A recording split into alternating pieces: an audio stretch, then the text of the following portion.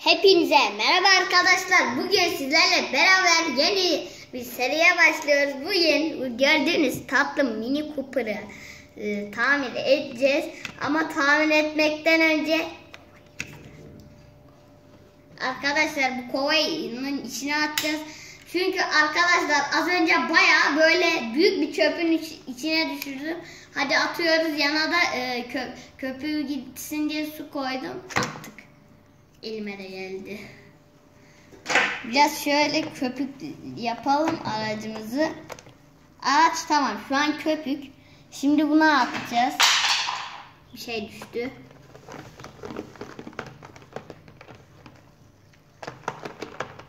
Durun, ben bunu muslukta yapayım ya, olmuyor, çıkmıyor bir türlü.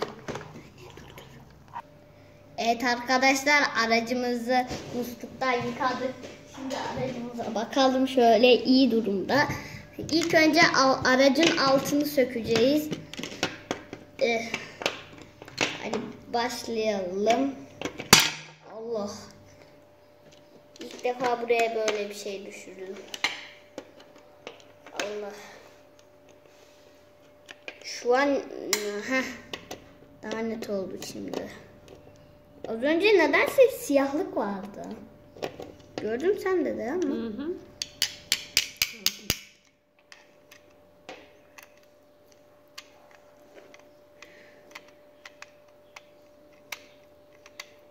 Arkadaşlar çıkmıyor. İlk arkadan başlayalım. Çünkü arkada A var. Önde Ö var yani. Arka daha önce.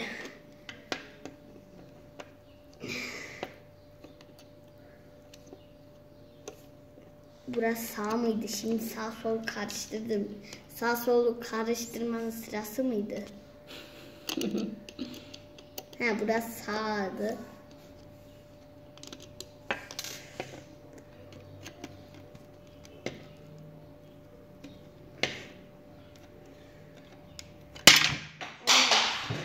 Arkadaşlar durun bir saniye. Aracımız da ters döndü. Gördüğünüz gibi zaten ters de, aman neyse.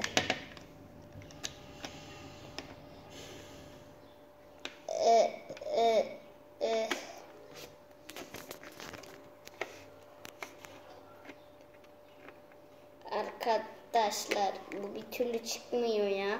Ne biçim vida koymuşlar. Durun arkadaşlar, ben bir çıkartmaya çalışayım. Arkadaşlar bir saniye. Arkadaşlar evet, devam ediyoruz. Arkadaki ikinci ve son vidayı çıkartıyorum. Zaten araba kendiliğinden çıktı. Durun şunu da çıkartalım artık. Ya bunu penseyle mi çıkarsa? Şu an giriyor mu çıkıyor mu bilmiyorum. Şu an gidiyor. Şu an çıkıyor. Ama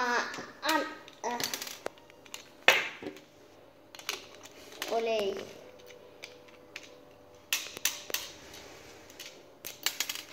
Arkadaşlar sonda. Şimdi bakalım. Bakın arkadaşlar, şurada şöyle pislikler var. Onları temizleyeceğim. Durun bir saniye. Evet arkadaşlar, şimdi bunu getirdim. Şimdi bunda o pislikleri çıkartacağız. Çok rahatça çıktı.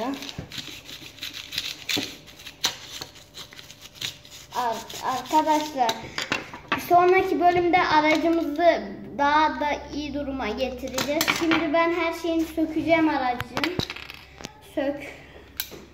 Arkadaşlar şimdi kapıları bile sökeceğim. Bu arada Audi ile aynı marka bu aracın yapım firması. Arkadaşlar yanlış anlamayın, Audi'yi tamir etmiştik ya. onunla aynı o oyuncakla aynı klima yapmış. Şimdi arkadaşlar hepsini atıyoruz. Attık.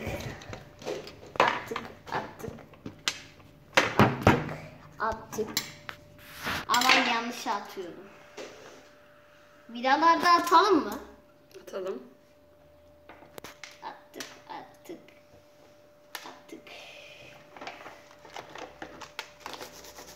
Arkadaşlar az önce öyle böyle bayağı derin bir tane çöpe düşürdüm. Zaten ondan önce yine pis bir yere düşürdüm dün. O yüzden şöyle yapalım. Durun şöyle geçirelim ki istediğimiz yere sokabilirim. Evet. Ama bu sefer de dönmüyor. Bir sonraki bölüm arkadaşlar aracın tavanıyla biraz uğraşalım.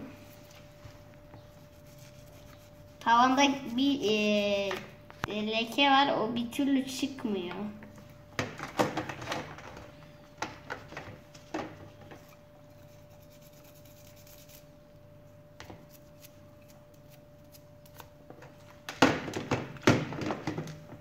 Arkadaşlar ben şimdi birazdan bunu buzluğa koyacağım.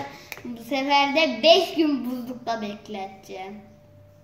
Herhalde 40 dakika falan sürer. O yüzden GoPro ile falan çekeceğiz. Özel kamerayla çekeceğiz. Çünkü telefonun yeri az.